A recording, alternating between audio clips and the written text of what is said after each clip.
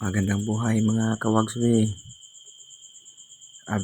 Manamantag kuan baha. So ato na po ning isira tong sluice gate mga kawagswe. Kay isa na pod kaadlaw nga wala ta nakapaga sa tubig. So it means nanginanglan itong farmer og tubig ani. So atong paningkamutan mga kawagswe kutob tong mahimo nga mapatubigan nato sila. Kay nibalik na pod ang normal nga panahon nga ting-init na pod. So kani akong gibuhat mga kawagswe, ako nang isira ang sluice gate para mosulod ang tubig sa irigasyon.